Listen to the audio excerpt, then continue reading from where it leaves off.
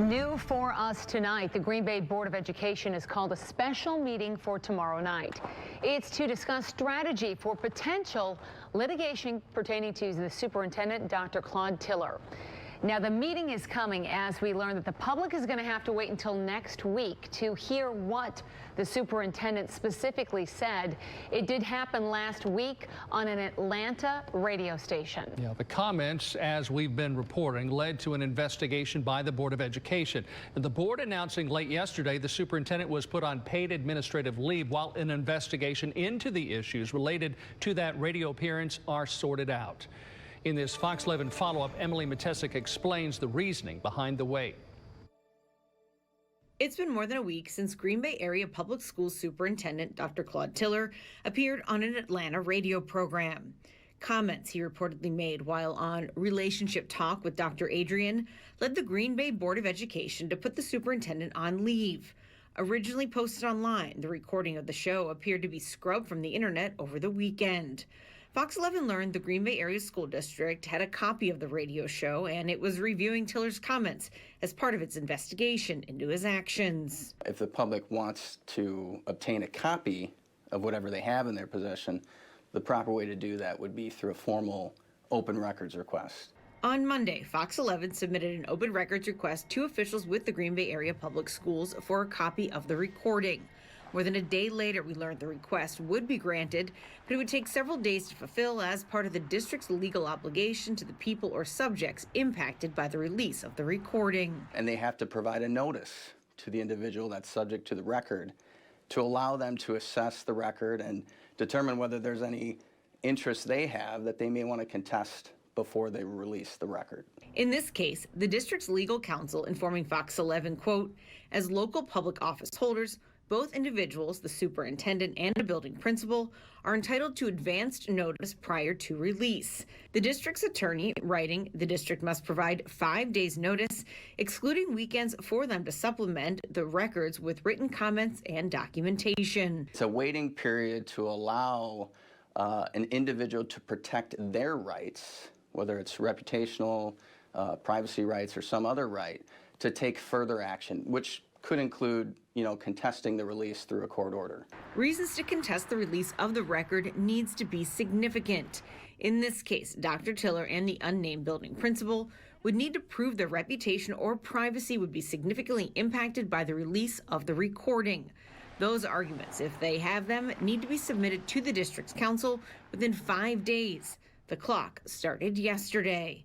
In Green Bay, Emily Matesic, Fox 11 News. Barring any objections, the Green Bay Area Public School District plans to release a full copy of the recording a week from today. Now, the details of Tiller's contract and what's in that contract are public record. If you would like to read Tiller's contract in full, we've included it within this story on our website.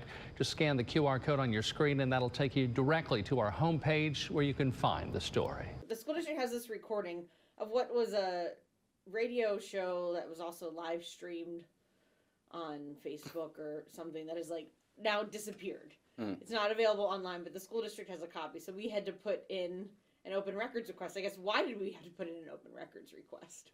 Would be my first question for you. Yeah, seeing that it was a public post on Facebook. Right.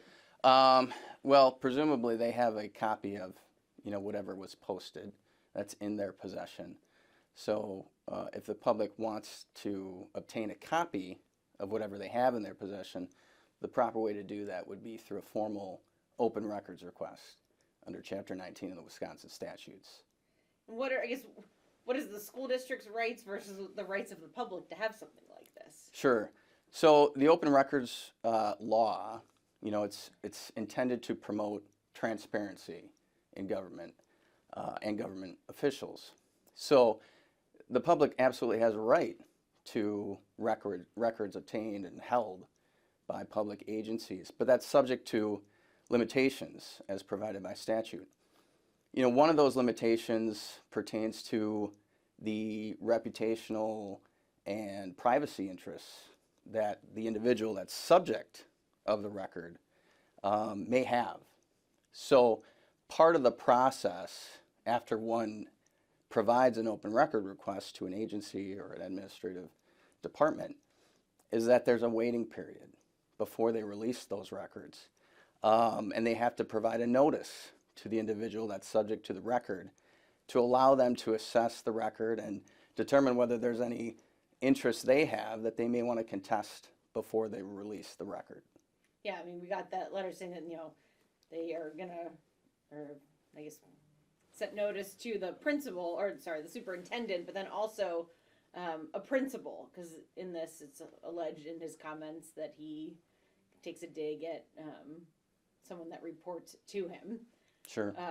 So what, and they have 5 business days, so next Wednesday is when they release. So what rights do those 2 people have, and what could potentially, now that they've been notified, what could they potentially stop this completely, portions of things from being released? Like, what is the... Right. So that process is standard procedure under the statute. The school district provides the notice.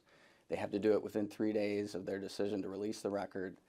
Then once that notice is received by the subject of the record, he then has 5 days to notify or contest the release of that record. So yes, it's a waiting period to allow an individual to protect their rights, whether it's reputational, privacy rights, or some other right, to take further action, which could include, contesting the release through a court order. And if it's contested, then it's not, portions are not released, all of it's not released? It kind of depends? It'll depend. Certainly if they're going to contest it, it'll depend on what's in the record, what interests that it might impact of that person, and what, what's adjudicated in terms of whether it should be released or not. I guess, does it go to, if they say, I don't want this just because my name's in, I guess, what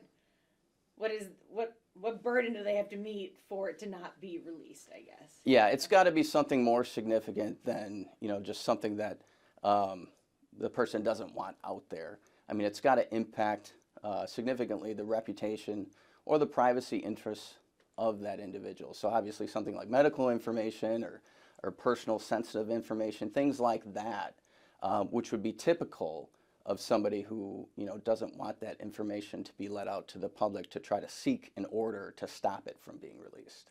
So the public who said, the district, they're not releasing it because they're covering for him. I mean, they're not. They're legally obligated to do what they're doing right now, right? This is all part of the process set forth in Chapter 19 of the Wisconsin statutes.